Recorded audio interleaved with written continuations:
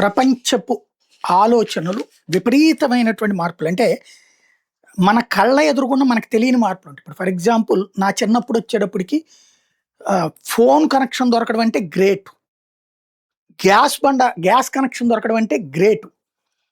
అప్పుడు కిరసనాయిలు పొయ్యలే వాడుకుంటూ, పొట్టు పొయ్యలే వాడుకుంటూ, కట్టెల పొయ్యలే వాడుకుంటూ, గ్యాసు దొరికినా ఏడాదిలో ఒక బండ దొరకడం కూడా గ్రేట్. బండ కోసం ఎళ్ళి బుక్ చేయడానికి బుక్ పట్టుకెళ్తానికి అది క్యూ లైన్‌లో నుంచుంటే మళ్ళీ భోజనాల టైం క్లోజ్ చేసుకున్నటువంటి రోజులు.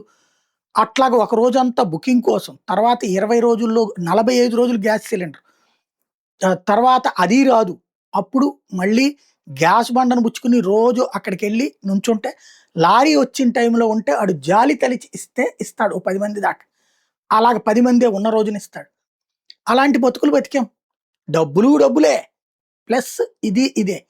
ఫోన్ అంటే ఎవరో ఇంట్లో ఫోన్ ఉంటే వాళ్ళది నంబర్ తీసుకొని వేరే వాళ్ళకి ఇచ్చుకున్న రోజులు చూసాం. కనెక్షన్ కావాలంటే మన వల్ల కానటువంటి పరిస్థితులు చూసాం. అలాగే ఒక బండి కొనుక్కోవాలన్నప్పుడు లూనా, టీవీఎస్ తప్పించి ఇంకోటి ఉండేది కాదు. ఎందుకని వేరే వాటికి ఆ రోజున ప్రైవేటీకరణ లేదు కదా! వేరే సంస్థలు ఏమి లేవు.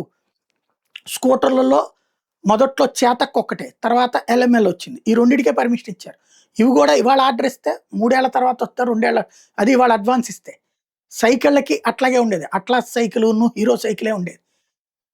అంటే ప్రభుత్వమే డిసైడ్ చేసుద్ది. నువ్వేం కొనాలా, నువ్వేం తినాలా, ఏంటని. జీతాలు చూస్తే ఏడాదికి రూ. 50 పెరిగితే గ్రేటు, రూ. 100 పెరిగితే అద్భుతం. అలాంటి దశలో సాగాం. ఆ తర్వాత కాలంలో ప్రపంచీకరణ దాంట్లోకి ఎంటర్ అయ్యాక అంతకుముందు రూ. 10,000 జీతం అంటే లక్షాధికారి లెక్క. ప్రపంచీకరణ తర్వాత 10,000 అంటే ఆఫ్టర్ ఆల్ కింద లెక్క. ఇవాళ లక్షల జీతాలు, కోట్ల కథలు నడుస్తున్నాయి. ట్రాన్సాక్షన్స్ 12,00,000 బడ్జెట్ ఉన్నటువంటి నరేంద్ర మోడీ సర్కార్ ఇవాళ 53,00,000 బడ్జెట్ పెడితే 54,00,000 కోట్లు. అదే ఆ రోజుల్లో పివి నరసింహారావు గారు ఉన్నటువంటి సందర్భంలో 2,00,000 కోట్లు, 3,00,000 కోట్లు కూడా వామ్మో అనుకున్నటువంటి దశ.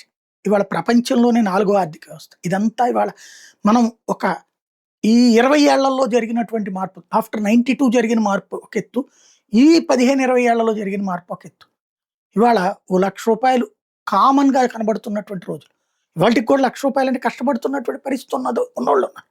బట్ మధ్యతరగతి లక్ష అనేది పెద్ద కష్టంగా తీసుకోవడం. అప్పో సొప్పో తీసుకోవడం. బట్ ఇప్పుడు రాబోయే రోజుల్లో జరగబోతున్నటువంటి ప్రపంచీకరణలో మార్పులొచ్చేసినాయి. ఒక సరుకు ప్రపంచంలో ఎక్కడైనా అమ్ముకునే దశ నుండి ఇప్పుడు ప్రపంచీకరణలో మార్పు ఏంటంటే అన్ని చోట్ల అమ్ముకోవడం కాదు. నువ్వు ఏ దేశానికి ఆ దేశంతోనే ఒప్పందం కుదుర్చుకోవాలి. World Trade Organization పక్కెళ్ళిపోయింది.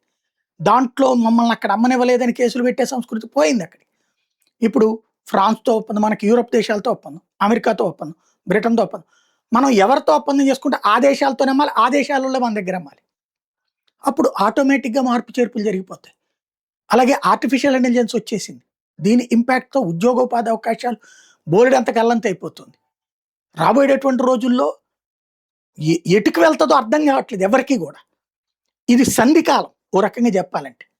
రూపాయి జాగ్రత్త చేసుకోండి, ఆస్తిని జాగ్రత్త చేసుకోండి, బంగారాన్ని జాగ్రత్త చేసుకోండి, వెండిని జాగ్రత్త చేసుకోండి. ఏ క్షణం ఎలాంటి పరిస్థితులు, ఎందుకంటే ఓ పక్కన యుద్ధ వాతావరణాలు, ఎప్పుడైతే కష్టాలు నష్టాలు వస్తాయో ఆ టైంలో యుద్ధాలు క్రియేట్ చేస్తారు పాలకులు. కాబట్టి అన్నిటికీ సిద్ధంగా ఉండక తప్పని పరిస్థితి, మన పిల్లల్ని కూడా సిద్ధం చేయక తప్పని పరిస్థితి. చరిత్ర తెలుసుకుంటా ఉండాలి. వర్తమాన సంఘటనలు తెలుసుకుంటా ఉండాలి. ఎందుకంటే కరెంట్ అఫైర్స్ మీద అవగాహన లేకపోతే బాంబులు వేస్తున్నప్పుడు వాడెందుకు చెప్పలేదు, ఈడెందుకు చెప్పలేదు అని చెప్పడానికి ఏం మిగలం మనం.